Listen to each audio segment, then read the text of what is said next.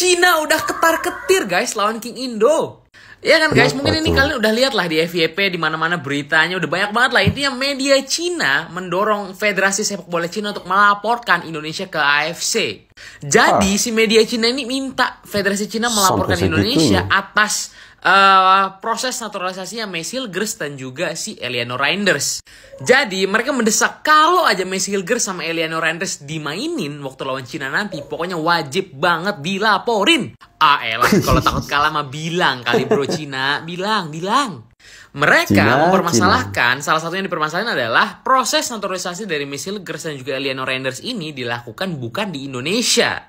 Kita tahu lah ya kalau proses mereka sumpah WNI ini dilaksanakan di KBRI Belgia ya, bukan di Indonesia, dan itu ya perlakuan khusus tentunya karena emang kita lagi mengejar sesegera mungkin mereka berdua bisa main. Ya gue nggak tahu peraturannya gimana, tapi selama udah masuk ke KBRI Indonesia, Kedutaan Besar Republik Indonesia, ya harusnya sah-sah aja nggak sih? Toh FIFA juga nggak ribut. Jadi kalau takut bilang aja bos, ya nggak? Ya kan udah optimis 3 poin di kandang Cina. Gimana menurut kalian? Yuk kita komen, let's go!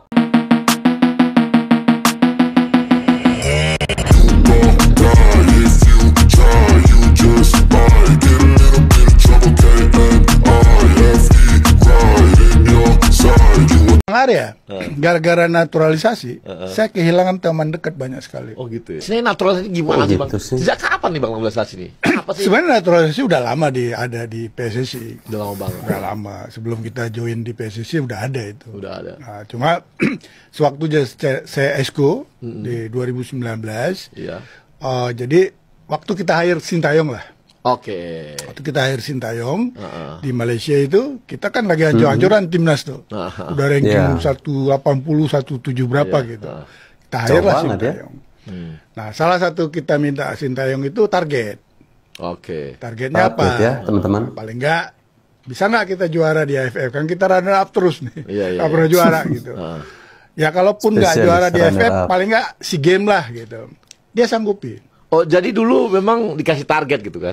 Ya, target artinya ada target, kita wawancara kan. Ada target, waktu itu kan kita wawancara dia sama Luis Milla. Ya, jadi jadi memang di zamannya Abang dulu ngambil pelatih itu, setiap pelatih itu dikasih target kalau gitu ya. Interview lah. Interview kan targetnya apa kalau ada ya, wajar juga lah ya. Kan nggak free dia datang ke kita. Iya, ya. Dibayar ya. Kan? Harus targetnya tinggi dong ya. Iya dong. Dan kalau gitu Bang, tapi kita kok dibahas pelatih Bang. Naturalisasi dulu. Tapi diperlu. Nanti larinya ke sana. situ. Oke Bang. Nah, lalu udah. Oke, karena kita nggak pernah juara AFF, target kita ke sana lah. Oh, target AFF. Karena kita nggak pernah juara. Juara ya? Nggak pernah juara. Kita juara 2 terus. Kalau istilahnya hampir terus. Hampir. Tipis-tipis. Nah, waktu dia jadi pelatih, dia melihat materi yang ada. Oke. Boleh nggak gua nambah pemain? Silakan. Kita katakan. Kan semua harus persetujuan ke Esko. Ya. Ya dia minta ke Dirtek kan. Ya. Dirtek kan harus minta izin ke kita. Esko memutuskan. Nah, dalam beberapa rapat Esko muncullah soal naturalisasi pada saat itu. Oke. Terus? Karena kita ada case sebelumnya Maklok yang sempat kisruh. Iya. Jadi kita bilang kita nggak mau lagi ada pelanggaran. Jadi Mark Locke itu masuk sebelum Sintayong. Yes. Oke Bang. Jadi kisruh dia, maksudnya nggak setelah kita naturalisasi, dia tidak boleh ngeplay pindah asosiasi. Karena dia dianggap belum sah dengan durasi 5 tahun tinggal di Indonesia. Nah, waktu dia minta naturalisasi, kita di dalam, di Esko biasalah. Pasti jadi kontroversi kan? Kontroversi kan. Nah, gue termasuk waktu itu orang yang nggak dicuekin lah, tahu apa gitu kan, kira-kira gitulah. Ya setiap meeting lagi gue dengar lagi. Pada satu saat ada pengiriman tim kita ke Turki latihan. Nah kita lepaslah anak-anak ini ke Turki di hotel Sultan waktu itu. Pak Ketum ngomong dengan para wartawan, ada pertanyaan soal naturalisasi. Ketum bilang tetap jalan. Nah setelah itu saya tanya dengan Ketum setelah selesai acara lagi minum kopi, naturalisasi tetap jalan Pak Ketum. Iya. Oh masih. Tapi kok belum jelas sampai hari ini. Kan kita udah proof. Iya. Waktu itu kita udah proof. Udah oke gitu ya? Udah 4 pemain. Ya. Siapa itu Bang? Siapa tuh? Sean Patinama, Jordi Amat, Silger sama Kevin Dick waktu itu. Oke. 4 nama pertama. 4 nama pertama. Silger ternyata nggak sudah jalan-jalan, lama ya saya. guys. Iya nih nggak jalan. Boleh saya bantu nggak? Saya bilang. Oh Pak Sani mau. Monggo saya bilang. Kalau emang berkenan. Singkat cerita, Ya. ditunjuklah saya dengan permintaan saya membantu timnas. Timnas. Karena saya penggemar timnas. Oke. Ya kan? Oke. Saya bilang dengan Pak Ketum, Ah. Pak Ketum, ini kan sudah bertahun nggak jalan nih. Karena kasus Sandiwos sudah setahun lebih Ya. nggak jalan. Boleh nggak kita pakai cara bukan cara kita? Oh, maksud Pak Cara Hasan ini apa, apa? Ren? Kan kalau cara kita ini nggak jalan-jalan, Heeh. kita pakai cara lain. Iyalah, kalau yang gitu tuh nggak jalan mentok-mentok masa pakai gitu terus kan Ya. gitu. Pak Hasan ini mau pakai jalan apa? Yang kita mau urusnya kan setengah bule, gue bilang. Heeh. Udah bule lah dia tinggal di sana. Jadi jangan kita pakai cara Indonesia, saya bilang. Jadi kita hire aja bule biar bule sama bule ngomong. Iya. Kita terima bersih. Oke. Itulah keterlibatan si BP. Oke. Karena BP ini kan Siapa si dulu BP? sama Pak Erik dipakai waktu Inter Milan. Oh. Pak Erik kenalin gua sama BP, gua bilang sama BP. Jadi Erick Thohir juga nih Oh, sejak yes, awal nakal yes, itu yes, kota. yes, Erick Thohir. Jadi Nama BP Pamungkas itu itu siapa yang sih? abang cari itu Orang Erick Thohir. Orang Erick Thohir. Iya, iyalah. Hidup gua 20 tahun terakhir kan memang tergantung Erick Thohir, Bos. ampun, ternyata kawan tuh juga bang. Nah, iya. Jadi BP inilah yang mencari nama. Dia tanya gini pertama, Hasani. Teman-teman cari siapa BP Dia itu. dia ngerti soal naturalisasi kan di Italia juga ada. Iya iya iya. Dia bilang, dia kira Erick Thohir mau beli klub baru. Oh. Apa? Uli Manchester. Kalau itu aku tuh kawan. Aku kan Manchester lah. Gue bilang enggak, gue hanya butuh tolong bantuan pemain naturalisasi, tolong kirim nama. Terus dia bilang gini, waduh gue kira pemain top, ternyata kan levelnya kalau di tingkat dunia kan Ya, belum lah. belum. Sandiwal sama Jordi Amat kan levelnya masih kelas di bawah lah. Iya iya. Oh dia bilang, aduh gue nggak kenal sama pemain ini kata BP. BP-nya. Akhirnya dia cari tahu, Oke. karena banyak pemain anak-anak Indonesia itu Fardi kenal di Belanda. Oh. Itulah hubungan BP, BP sama Fardi, itu sejarahnya Gua kenal ya. Fardi itu lewat Fardi. BP. Oh. Gua nggak kenal Fardi. Oh, bukan dari adiknya? Oh enggak. Oh, enggak ya? Gua nggak kenal. Enggak kenal. Ya. Jadi dari BP juga. Dari BP. Oh, Fardi orang BP. Oh. Itulah cerita awalnya. Nah sampai akhirnya kita tektok. Michel Ger nggak Bukan jadi. TikTok ya? Kevin Dick nggak mau. Oh, Kevin Dick nggak mau ya? Nggak mau. Nah, Nggak mau. sedangkan Jordi Amat bukan dari Fardi. Karena Jordi Amat bukan anak Belanda. Dia anak Spanyol. Iya iya iya iya. Saya dapat nomor agentnya di Dubai. Tektok lah tiap pagi itu. Nah, gue waktu itu ke New York, oh udah kerja gue itu doang. Itulah cerita awalnya. Cerita awalnya. Yang case yang terakhir ini. Oke. Jadi tidak gampang Yang akhirnya ya, Bang teman, Arya untuk ambil alih. naturalisasi pemain. Jangan gitu dulu bang. Itu dulu. cerita awal. Jadi Jordi Amat, Sandy Walsh, Shane Patinama. Sen Patenema kemudian. Oke. Setelah Kevin Dick sama Michel Ger menolak, Ya. disodorin sama Fardi nama Sen. Lalu kita tanya ke STY. Karena apa? Otorisasi pemilihan pemain ini ada Tetap di STY. pelatih? Ada di STY. Ya. Oh iya. Dia punya tim. Oke. Nah, kita di luar itu tidak. Kita hanya bisa proof. Oke. Oke nggak polisi ini? Kan Oke. Esko itu. Betul betul. Karena dalam statuta yang Mengusulkan memutuskan boleh aja siapapun. Mengusulkan Tapi siapa aja boleh. Pelatih tetap yang nentuin. yang menentukan. Keputusan di Dia pelatih harus ya. mengusulkan ke Dirtek. Ya. Dirtek minta izin kepada Esko. Ya. Itu rules organisasinya. Betul. Ya teman-teman, itu tadi cerita bagaimana terkait dengan awal mula ya perjalanan timnas Indonesia, bagaimana tentang pelatih kita Coach Sintayong ya, bagaimana susahnya ya untuk mencari pemain diaspora agar bisa dinaturalisasikan menjadi warga negara Indonesia. Ternyata tidak semudah yang kita bayangkan. Ya. Saya melihat orang-orang yang selama ini nyinyir tentang para pemain-pemain diaspora, dia hanya melihat ujungnya saja. Dia hanya melihat hasilnya saja.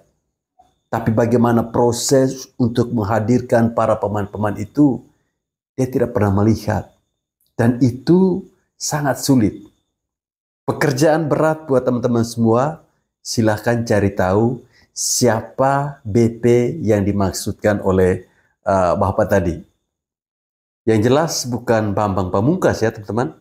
Ada yang tahu silakan tulis di kolom komentar ya.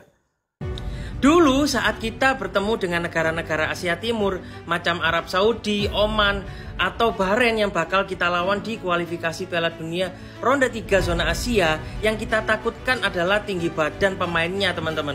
Apalagi tinggi badan pemain kita yang dulu itu kurang tinggi ya teman-teman. Tapi kalau sekarang lain cerita teman-teman. Tinggi rata-rata pemain Asia Timur dengan tinggi rata-rata pemain Indonesia kita sekarang menang teman-teman. Apalagi sejak kedatangan Mes Hilger, JIZ, kita punya kiper Marten Pas. Wah, itu bikin rata-rata tinggi skuad Indonesia menjulang tinggi ya untuk sekarang teman-teman. Sekarang kita nggak perlu ada yang kita takutkan dari negara-negara Asia Timur teman-teman. Malah mereka harus takut kepada kita teman-teman, mengingat sekarang tinggi badan itu unggul Indonesia teman-teman. Wah, gimana ini menurut pendapat kalian teman-teman? Tulis di kolom komen ya teman-teman. Tinggi badan pemain Indonesia sekarang lebih tinggi daripada negara-negara Asia Timur teman-teman. Tulis pendapat kalian di kolom komen ya teman-teman. Terima kasih, mantap. Ya, jangankan pemain-pemain Asia Timur ya. Timnas kita ketika itu saat menghadapi pemain-pemain di Asia Tenggara saja, itu masuk lapangan sudah pada nunduk. Ya, apalagi ketemu seperti Thailand, Vietnam, Malaysia, ya, itu masuk ke lapangan nunduk aja, sudah tahu pasti kalah. Tapi sekarang kita sudah berada di level yang berbeda. Kita sekarang itu tentu bukan lagi kita takut dengan pemain-pemain dari Timur Tengah, tidak. Harapan kita sekarang tentunya kita ingin bagaimana level permainan dari timnas kita itu terus mengalami peningkatan. Artinya kita tidak ingin lagi atau tidak berpatokan lagi kita harus takut dengan pemain Timur Tengah. Yang sekarang mungkin kita takutkan adalah ketika melawan Brasil kah, Prancis kah, Jerman kah. Nah, ini sengaja saya berbicara atau sengaja saya sebut negara-negara ini karena sebentar lagi kan timnas kita akan main di Piala Dunia nih guys. Benar kan? Tapi apapun itu saya yakin bahwa kalau timnas kita masih dipegang oleh orang yang benar, oleh orang yang hebat seperti Bapak Erick Thohir dan juga coach yang hebat seperti Coach Sintayong, masih ada rasa optimis bahwa siapapun negara yang kita lawan, kita akan hadapi itu dengan kepala ke atas, tegak, bukan lagi menunduk, ya, takut sebelum bertanding. Komentar teman-teman seperti apa? Haruskah kita takut dengan negara-negara Timur Tengah? Coba komen ya. Menjelang pertandingan antara timnas Indonesia lawan Bahrain, ternyata pihak Bahrain ini sudah mulai was-was, ketar-ketir, grogi, panas dingin, meriang, sakit gigi dan lain sebagainya lah ya. Padahal mereka dulu keluar-keluar bahwa timnas Indonesia itu adalah tim yang paling lemah di grup C ini. Dan sekarang mereka sudah mulai menyusun siasat licik untuk menghadapi dan mengalahkan timnas Indonesia. Apa itu? Yang pertama, Bahrain memajukan jam kick off yang harusnya di malam hari menjadi sore hari. Ya, sore hari ini cuacanya panas, mereka berharap bahwa pemain timnas Indonesia mudah lelah dan itu juga dilakukan oleh Arab Saudi di pertandingan pertama dan memang sedikit berhasil sih karena di menit-menit 80-an di akhir-akhir pertandingan itu stamina pemain timnas kita memang lebih cepat ngedrop ya daripada pemain-pemain dari Arab Saudi pada saat itu, dan ini dicontoh oleh Bahrain nih kawan-kawan semuanya. Lalu siasat dan strategi licik Bahrain yang kedua itu kuota supporter timnas kita kabarnya hanya diberikan 2.200 tiket saja, tidak lebih. Kalau di Arab Saudi kemarin kita mendapatkan sekitar 3.000-an, sekarang potong. Dipangkas. Cuma 2.000 saja. Dipangkas habis. Sampai segitunya, dan juga Liciknya mereka itu adalah tidak bisa membeli secara online, harus datang sendiri ke loket untuk mencari tiket atau membeli tiketnya.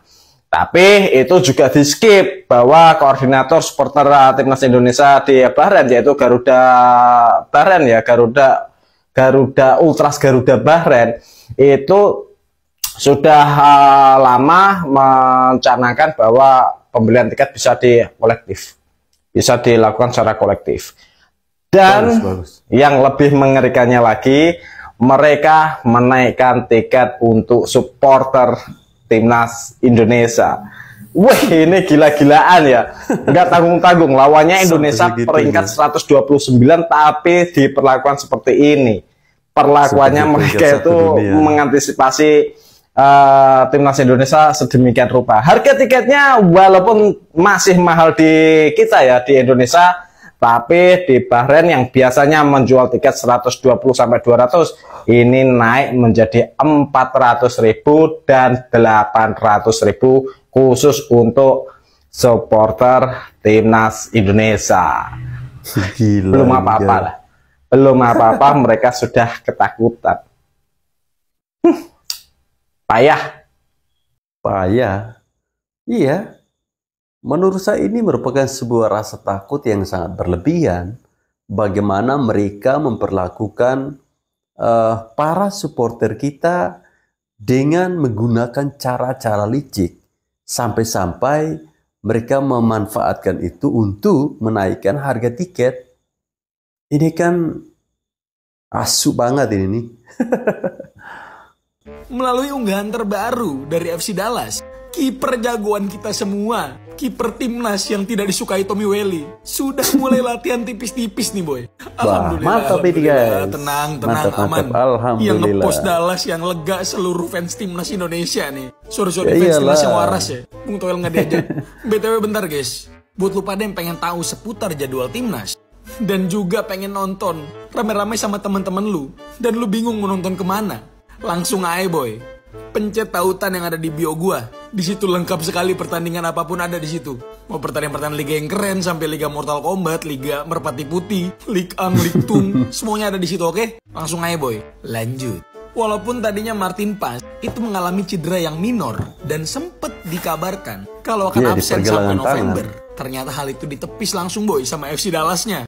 Jujur gue lega sekali, tapi gue tetep tim fans timnas yang pengen ada juga kiper yang kualitasnya nggak beda jauh sama Martin Paes. Itu ada di skuad timnas sekarang. Yang nggak jauh-jauh, Emil Audero boy. Siapa lagi? Emil Mulyadi. Gue berkali-kali pengen edukasi kalian nih, supaya bisa membuka pikiran kalian. Kalau misalnya Emil itu dibutuhkan oleh timnas kita. Bang, tapi kan ada Hernando bang, ada Hernando.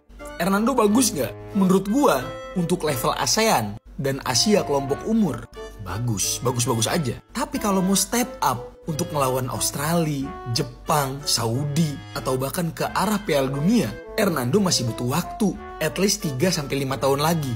Dia tuh baru 22 tahun boy ini Hernando. Usia kiper itu matangnya nanti di 28, 30, 32. Jadi menurut gua gak ada masalah kalau misalnya Emil itu segera diproses sama PSSI. Supaya kita semua gak usah deg-degan gitu. Kalau misalnya kejadian amit-amit ya, Martin Paes akumulasi ataupun cedera panjang. Oke boy, sampai sini lu boy, jangan lupa di follow untuk update timnas selanjutnya. Terima kasih. Ditunggu kehadirannya dan magisnya El Luku-Luku. Ya teman-teman, saya tentunya harus memberikan apresiasi kepada klubnya Martin Paes, FC Dallas, yang dimana pada pertandingan kemarin di klubnya mereka itu tidak memaksakan Martin Paes untuk dimainkan, ya, walaupun pada akhirnya mereka kalah ya. Ini tentunya FC Dallas menginginkan agar Martin Paes bisa membela timnas Indonesia dalam keadaan yang baik-baik saja. Teman-teman coba bayangkan ya, seandainya FC Dallas memaksakan Martin Paes bermain ketika itu, tentu apa yang kita takutkan pasti akan terjadi. Pasti cederanya akan sangat parah. Tetapi demi timnas Indonesia, FC Dallas rela untuk tidak memasukkan Martin Paes ke dalam skuad saat itu. Luar biasa ya. Guys, kalian tahu nggak nih orang yang ada di dalam foto ini siapa guys? Siapa nih? Ini adalah orang yang sangat berjasa dengan para pemain-pemain diaspora kita guys. Kalau kalian selama ini taunya cuma Pak Erick Thohir yang sering datang ke sana, Sintayong dan juga para tim-tim dari Pak Erick Thohir, itu kalian harus tahu ini guys. Jadi Yusa Nugraha ini guys namanya guys. Jadi Yusa Nugraha ini sangat berjasa guys dengan kehadirannya para pemain diaspora ini. Karena sebelum Indonesia ini banyak banget pemain diaspora sekarang, Yusa Nugraha ini guys yang mencari para pemain keturunan Indonesia guys. Gimana caranya? Dan diwancarainya satu-satu di channel YouTube Yusa Nugraha guys. Nah ini pada saat dia ya? sesi interview dengan Ivar Jenner guys. Oh iya benar, Ivar Jenner. Jadi Ivar Jenner ini ditanya-tanyain oleh Yusa Nugraha asal usulnya, minat nggak gabung dengan timnas Indonesia, dan salah satunya pemain yang pertama kali masuk ke Indonesia guys, bersama Justin Hubner guys. Sebenarnya mereka ini ada satu lagi temannya, tapi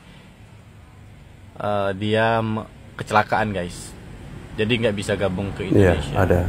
Padahal secara skill dan kemampuannya keren banget guys. Lalu ini pada saat sesi interview bersama dengan Natanjo Aon guys. Ini guys. Jadi semenjak posisi Pak Erick Thohir di timnas Indonesia di PSSI itu sebagai ketua umum, jadi dia ini memberitahu Pak Erick Thohir bahwa di Belanda banyak banget keturunan Indonesia yang sangat potensial untuk memperkuat timnas Indonesia. Kebetulan memang Pak Erick Thohir lagi mau membentuk timnas yang kuat. Nah, lalu ini sesi interview bersama Bang Jayadi guys. Bang Jay. Mukanya kayak gini ya Bang Jay. Ini guys. Jadi dia bercerita banyak tentang Indonesia. Kalian bisa tonton langsung di channel YouTube-nya Yusa Nugraha guys. Nah, ini pada saat sesi interview bersama Justin Hubner. Ini preman Indonesia nih guys. Aura kartu kuningnya kuat banget nih guys. Nah, ini kalian udah pasti gak asing lagi nih guys. Shane Patinama guys. Shane Patinama. Ini nasionalismenya tinggi banget nih orang. Keren. Masih alim-alim semua nih. Nah, ini pasti kalian udah tahu nih. Sayang banget sih memang sekarang Elkan Bagot udah nggak dipanggil oleh Sintayong lagi, entah apa masalahnya. Semoga cepat kelar ya guys, dan bisa memperkuat timnas Indonesia lagi, karena memang kita sangat butuh nih tenaga dari Elkan Bagot ini guys. Dan ini kalian udah pasti tahu nih, L nyengir guys, Mes Hilgers. Jadi dia udah interview bersama Yusa Nugraha itu dari 4 tahun yang lalu guys. Dia berminat untuk gabung ke timnas Indonesia guys, karena memang ibunya ini memang langsung orang Indonesia langsung dari Manado ya. Ya, kalau kalian penasaran langsung tonton aja video lengkapnya di channel YouTube Yusa Nugraha guys. Oke. Sebelum itu jangan lupa follow guys akun ini guys. Yusa Nugraha. Saya pikir cuman siapa tadi ya? Inisial BP. Ternyata ada Yusra Nugraha. Ya, semoga saja apa yang dilakukan oleh Yusra Nugraha ini bisa membuat para pemain-pemain bintang grade A bisa kembali datang untuk membantu Indonesia bermain di Piala Dunia ya guys. Gue rasa semua orang yang pernah kuliah di Belanda atau pernah tinggal di Belanda, kan gue udah 20 tahun di situ, besar di Belanda. Kita punya kebanggaan yang orang lain nggak bisa rasakan, bahwa apa tuh, Coach? Timnas kita ini ada influence Belandanya loh. Bahwa betul. Kan gue interview berapa pemain Belanda, Tom Haye, Ivar Jenner, Shane Patinama. Jadi mungkin yang lahir di sini nggak merasakan seperti itu ya. Tapi gue yakin Ferry juga merasakan. Oh ternyata Belanda sejauh ini ada relate hubungan dalam olahraga yang membuat yang berkontribusi untuk mengangkat nama Garuda, mengangkat nama Indonesia di kancah internasional. Dan to be fair, 5 tahun yang lalu nggak ada yang menyangka akan seperti ini. Ya jadi 5 tahun lalu nggak usah lama-lama. Jadi yang menarik waktu Tom Hai yang dia ngegolin itu, yang merosot itu yang kita komentarin gara-gara dengkulnya nonton 7.000 itu. Tapi gila lihat ekspresi mukanya tuh ya. Nangis loh dia, emosional. Indonesia banget. Iya. Indonesia banget. Karena kata naturalisasi itu memang kalau Indonesia kan karena kita ajas kewarganegaraan kan ajas darah ya. Bukan ajas kelahiran ya. Ada jus soli, ada jus sanguinis. Jadi kita tidak ada itu. Tapi pemain naturalisasi semuanya ada darahnya Indonesia.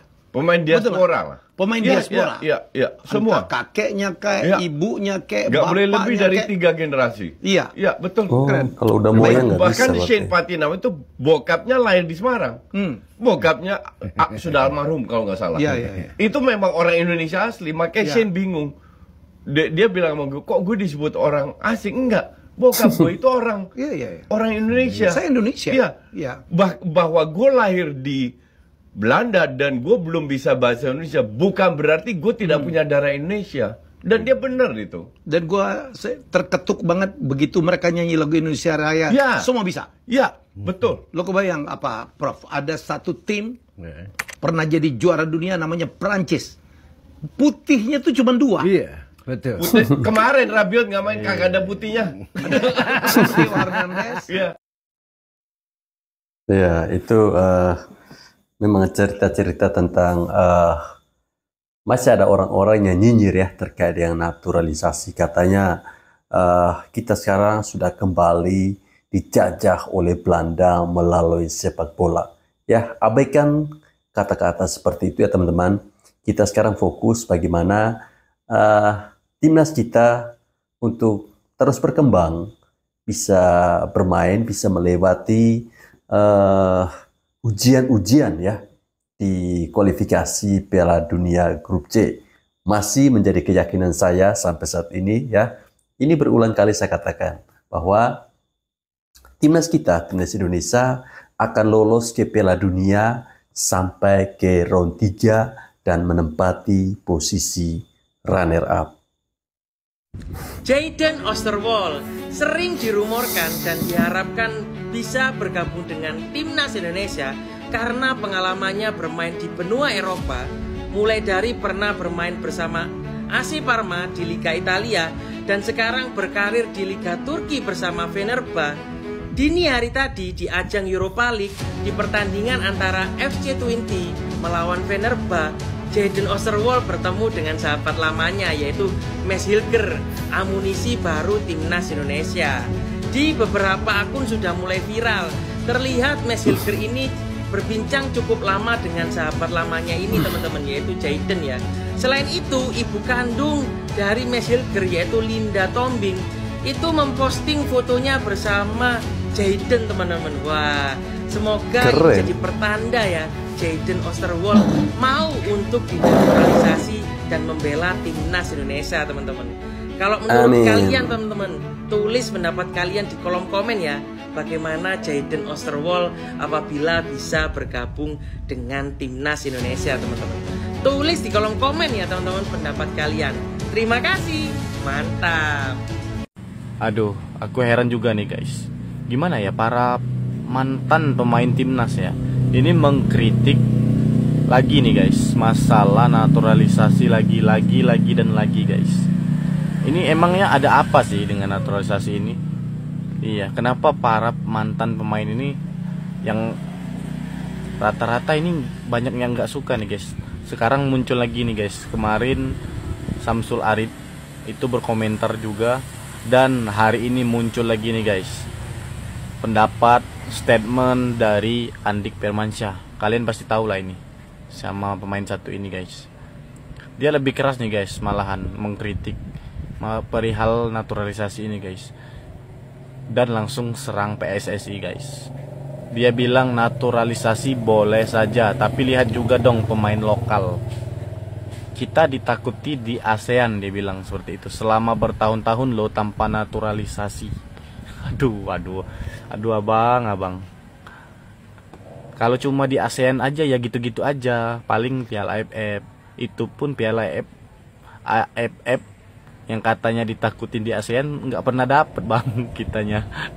Aneh juga nih. Ya, makanya itu Pak Erick Thohir itu pengennya timnas itu dengan jangka pendek sekarang pengen level up bang, pengen level up, naik ke level Asia dulu, nanti baru ke level dunia dengan cara pemain diaspora tadi, dan sembari memperbaiki akar rumput, memperbaiki pelatih, SSB, dan juga yang lain-lain lah yang berkaitan langsung. Terutama Liga Indonesia nih guys. Liga Indonesia ini yang ya menurut aku sih masih amburadul banget. Makanya itu satu-satu diperbaiki oleh Pak Erick Thohir. Kenapa timnas dulu yang diperbaiki? Karena itu dulu yang memang urgent banget. Karena memang kita pengennya di Indonesia ini bisa masuk ronde ketiga, dan sekarang udah masuk ronde ketiga, pengennya masuk ronde keempat nanti. Tapi ya kita sebagai rakyat Indonesia pengennya Indonesia langsung tembus ke Piala Dunia. Minimal nanti di ronde ketiga ini bisa di peringkat nomor 2. Amin. Ini gimana nih, para pemain aja nggak ngerti nih yang hal-hal yang seperti ini. Malahan para pecinta sepak bola nih yang paham hal-hal yang seperti ini nih. Ini sakit hati atau gimana nih menurut kalian guys? Jangan lupa follow guys. Ya, terkait dengan informasi ini teman-teman, ada beredar sebuah video ya atau informasi yang saya dapatkan bahwa katanya itu adalah kelakuan dari orang-orang atau oknum-oknum yang tidak bertanggung jawab. Mereka sengaja memotong-motong video-video dari Andik Firmansyah ya, seolah-olah di situ mengatakan bahwa Andik Firmansyah itu dia menolak yang namanya naturalisasi. Bahkan mereka sampai membuat caption bahwa yang dilakukan atau penolakan yang dilakukan oleh Andik Firmansyah ini lebih keras dari Bung Towel. Kira-kira pendapat dari teman-teman, apakah yang disampaikan oleh Andik Firmansyah ini benar adanya atau seperti apa? Coba tulis di kolom komentar ya.